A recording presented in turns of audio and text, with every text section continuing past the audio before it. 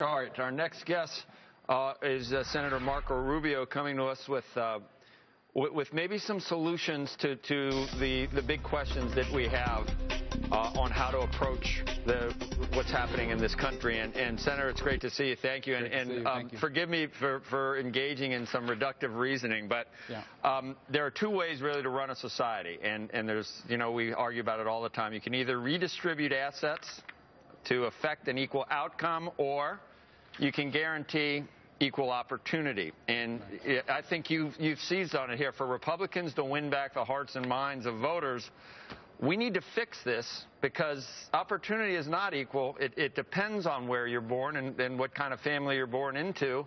And until we fix it, the other side is going to make headway by trying to guarantee outcomes. So you've got some answers here, and I applaud you for. Well, first of all, you've hit it right on the nose. Mobility, that ability to rise above the circumstances of your birth, is something I experienced, perhaps many of you have experienced as well. Most Americans have. The data now shows that we're no longer perhaps the most mobile country in the world, and I just won't accept that, because that's one of the things that I think makes us truly exceptional. So what is it that's holding people back? Increasingly in the 21st century, in the post-industrial revolution, it's the lack of access to higher education. The problem is we have a 20th century higher education model that says everyone has to go and get a 4-year degree, then you get a bachelor's, then you get a graduate's degree, and that's still good, but that's not the only way for everyone. There are a bunch of professions being created that require more than high school but less than college. We have to provide access to those sorts of learning as well.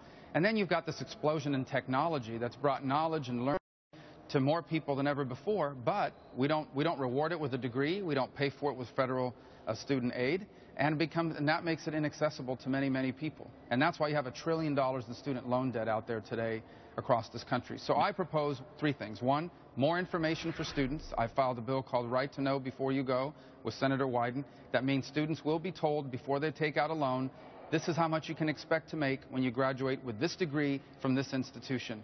I also think we should open up lending to private investment groups that can invest directly in an individual student, and the student pledges to pay that back through a percentage of their income over a defined period of time.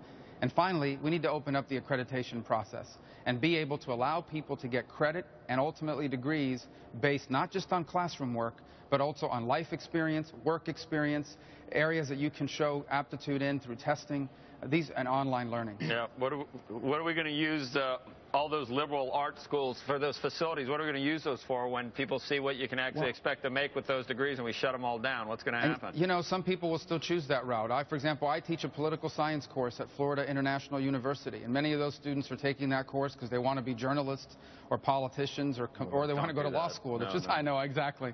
But I told them go design software. But anyway, but my point is that it will still have utility, and many people will choose that. What I'm saying is that we have these rapidly growing areas of our economy that we have a growing skills gap, and we've got to fill that skills gap by allowing people to access the information, and not just young 18-year-old students, 35-year-old single mothers too. Because Senator, sometimes I wonder, why do some Republicans even go into government? Because they don't like anything that government can do, and they want small government. That can't be your only role, is trying to hold back the growth of government. And this is a place where you can play, I think. And something absolutely, and I don't know if it's just higher education. We got to start. I don't know where we got to start, but we got to, it's not just money, throwing money at it. There's got to be a fundamental overhaul of all these things to guarantee opportunity so people can, with freedom, with economic freedom and personal freedom, they can choose their own path and succeed in this country. And that's a really noble thing for a politician to try and do. Well, it's my personal experience. You mentioned the role of government. I went to college on Pell Grants and federal student loans. So I think there is a role for government. It's not the solution to everything, but that doesn't mean it can't play a constructive role. I still believe, by and large, government should be limited and effective, but in that limited role, there are things government can do to incentivize the free enterprise system and to allow people to access the skills they need to take advantage of the opportunities created by a free enterprise system. I don't know, the Christie coronation took a wrong turn at Albuquerque, or actually it was a wrong turn at Fort Lee. Are you suddenly much more marketable, you and Jeb Bush and others like you, would you say?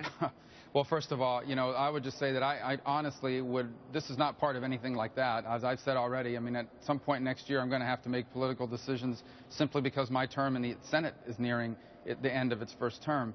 So I've got to make decisions about that, and I'll make that at the appropriate time. If it's not you, who would you like? Well, I think we have a deep bench of qualified candidates across the political spectrum. I have colleagues here in the Senate who have expressed an interest. You mentioned Governor Bush, and there are others, Governor Walker in Wisconsin. Yeah. There are others that have expressed interest as well. I'm sure I'll leave someone out, and then someone will point that out. I don't have them all on the top of my head. My point is, I don't think we'll have a shortage of quality candidates who would love to serve in that position. Right.